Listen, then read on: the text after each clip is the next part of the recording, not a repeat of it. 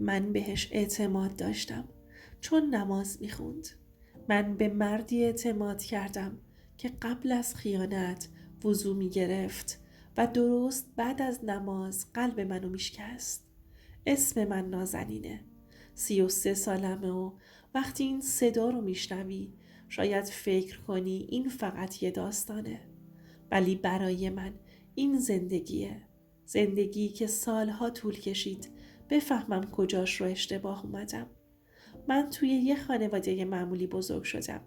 نه خیلی فقیر، نه خیلی پولدار. همیشه یاد گرفته بودم زن صبوری باشم. مادرم همیشه میگفت زن باید ستون خونه باشه. منم باور کرده بودم.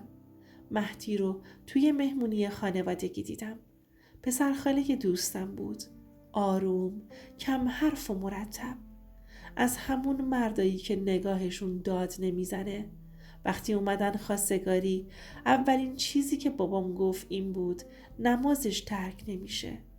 انگار همون یه جمله برای همه چی کافی بود. ازدواج کردیم. نه با عشق آتیشی، با احترام. زندگیمون آروم بود، خیلی آروم. شاید زیادی آروم. مهدی صبحها زود میرفت، شبها خسته برمیگشت. نماز، شام و خواب. آخر هفته ها خونه مامانش. منم سر کار، خونه و تکرار. هیچ وقت به شک نکردم چون دلیلی نداشتم. چون به من یاد داده بودن به مرد خوب شک نکنم. همه چی از جایی شروع شد که مهدی خیلی خوب شد. پیام صبح بخیر، زنگ وسط روز، توجه هایی که قبل تر نبود. شاید باید خوشحال می شدم ولی ته دلم یه چیزی آروم زمزمه می کرد. می گفت حواست باشه ولی من گوش ندادم. فقط میتونم یه جمله بگم. من به مردی اعتماد کردم که همه میگفتن خیانت بلد نیست. اون موقع هنوز نمیدونستم بعضی آدما قبل از خراب کردن زندگی اول خیلی خوب میشن. اولین چیزی که تغییر کرد گوشی بود. گوشی مهدی همیشه سایلنت. اوایل فکر میکردم سلیقشه. بعضی آدما حوصله زنگ و نوتیف رو ندارن. ولی کم کم دیدم این فقط سایلنت بودن نیست. پنهان کاریه. گوشی رو همیشه با خودش می برد. حتی برای رفتن به حموم. حتی وقتی خواب بود زیر بالش یا کنار دستش بود. من هیچ وقت رمز گوشیشو نپرسیده بودم. فکر می کردم اینا چیزای بچگانه است. ولی از یه جایی به بعد حس کردم دارم از زندگی خودم حذف میشم. تماسهاش کوتاه شده بود. وقتی زنگ میخورد سری میرفت یه اتاق دیگه. صداشو می آورد پایین. بعضی وقتا وقتی برمیگشت لبخند داشت. لبخندی که دلیلش من نبودم. یه شب بعد از نماز دقیقاً یادمه گوشی رو برداشت و رفت بالکن. هوا سرد بود. 10 دقیقه طول کشید. 10 دقیقه‌ای که من توی خونه قدم می زدم و به خودم می گفتم نازنین الکی حساس شدی. وقتی برگشت صورتش آروم بود. یه آرامش عجیب. انگار دلش سبک شده باشه. همون موقع نوتیف پیام اومد. سارا دعا کن امشب حالم بهتر بشه. اسمش توی ذهنم موند. سارا. پرسیدم سارا کیه؟ حتی سعی کردم لحنمم عادی باشه. نمیخواستم زن شکاکی به نظر بیام. گفت همکارمه. شوهرش فوت کرده و حالش خیلی بده. بعدش مکث کرد و اضافه کرد بعضی آدما فقط یه نفر رو دارن که باهاش حرف بزنن. اون یه نفر شوهر من بود. از اون شب به بعد اسم سارا بیشتر تکرار شد. سارا امروز حالش بد بود. سارا قرصاشو نخورده. سارا خیلی تنهاست. من گوش میدادم ولی کسی حال منو نمیپرسید. یه شب طاقت نیاوردم و گفتم مهدی حس میکنم بین ما یکی دیگه است. نگاهم نکرد. فقط گفت تو داری بزرگش میکنی. من خیانت کردم بلد نیستم. این جمله از سیلی هم برام دردناکتر بود. چون با اطمینان میگفت با همون صدایی که سالها قبل بهم گفته بود من مراقبت هستم. بعد از اون من وارد جنگی با خودم شدم. هر نشونه ای رو انکار می کردم. با خودم می گفتم اگه شک کنم دارم زندگیمو خراب می کنم. ولی یه صدا توی دلم می گفت اگه چشم تو ببندی حقیقت عوض نمیشه. اگه همونجا به حسم اعتماد کرده بودم شاید انقدر دیر نمیشکستم. من شک داشتم ولی هنوز جرأت نداشتم اسمشو بذارم خیانت. بعد از اون شب یه چیزایی عوض شد که با چشم دیده نمیشد ولی با دل چرا. مهدی دیگه فقط خسته نبود، غایب بود. جسمش خونه بود و فکرش جای دیگه میچرخید. کم کم فهمیدم من دیگه اولین نفر نیستم که حرفاشو میشنوه. وقتی اتفاقی میافتاد، وقتی روز بدی داشت و وقتی حتی خوشحال بود، قبل از اینکه به من بگه انگار به یکی دیگه گفته بود. سارا تبدیل شده بود به اسم ثابتی توی مکالمه هامون. نه مستقیم نه واضح ولی همیشه حضور داشت. یه جور نامرئی، مثل سایه. میگفت سارا کسی رو نداره. میگفت سارا فقط منو داره. میگفت اگه من نباشم بدترین چیز سرش میاد. و من هر بار یه تیکه از خودم رو میخوردم و چیزی نمیگفتم. احساس میکردم دارم از زندگی خودم اخراج میشم. بدون دعوا، بدون خیانت رسمی، فقط با بی‌توجهی. یه شب سر یه موضوع ساده دعوامون شد. من میگفتم دیگه با من حرف نمیزنی یا؟ گفت تو همیشه دنبال بهونه‌ای. اون شب فهمیدم زن دیگه‌ای که خطرناکه اونیه که مظلوم نشون داده میشه. من داشتم با یه زن واقعی نمی جنگیدم، با تصویری که مهدی از اون زن ساخته بود. یه روز از سر خستگی گفتم مهدی نکنه بهش عادت کردی؟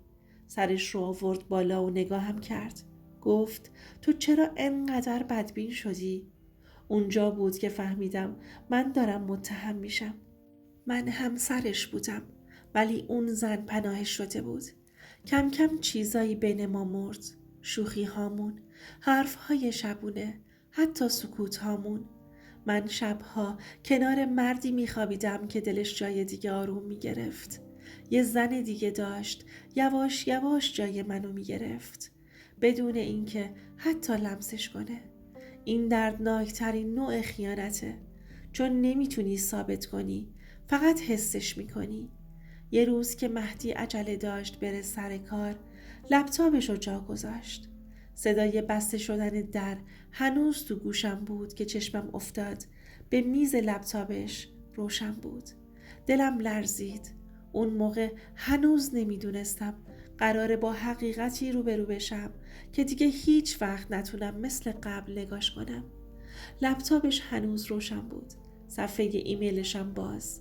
اول خواستم ببندمش. با خودم گفتم کار من نیست، ولی دستم نرفت. انگار یکی از درونم گفت اگه الان نبینی دیگه هیچ وقت آماده دیدنش نمیشی. نشستم. نفس عمیقی کشیدم. چشمم افتاد به اسم سارا. ایمیل ها دعا نبود. جمله هاش بوی دلتنگی میداد. بوی عادت. بوی وابستگی. امشب وقتی صداتو شنیدم آروم شدم. اگه تو نبودی نمیدونم از پس این روزا برمی اومدم یا نه. هر جمله مثل میخ میرفت توی سرم. نه از اون میخ هایی که خون بیاره، از اونایی که آدمو بی صدا میشکنه. دستام میلرزید. قلبم تند میزد. ولی گریه نمی کردم. اشک انگار هنوز اجازه نداشت بیاد. وقتی مهدی برگشت لپتاپ هنوز همونجا بود. من چیزی نگفتم. فقط نگاهش کردم. گفتم سارا رو دوست داری؟ جا خورد. خیلی سریع گفت نه. گفتم پس چرا اینجوری باهاش حرف میزنی؟ سکوت کرد. بعد گفت تو اشتباه میکنی. ما فقط حرف زدیم. اون جمله رو گفت که هنوز هم حالمو بد میکنه. من خیانت نکردم چون باهاش نخوابیدم. اونجا بود که فهمیدم تعریف ما از خیانت یکی نیست. براش توضیح دادم که من دارم چی رو از دست میدم؟ امنیت، اعتماد، خودم رو.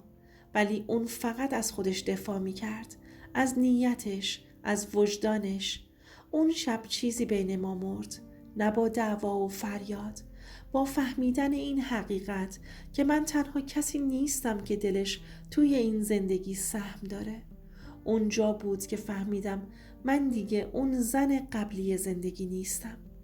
بعد از اون شب خونه همون خونه بود، ولی دیگه معنی خونه رو نمیداد. صداها عوض شده بودن، نه با گریه نه با قهر، با یه جور خالی شدن. مهدی نماز خونه من سعی می کرد عادی باشه، حرف می زد، شوخی می کرد، حتی بعضی وقتا مهربونی می کرد.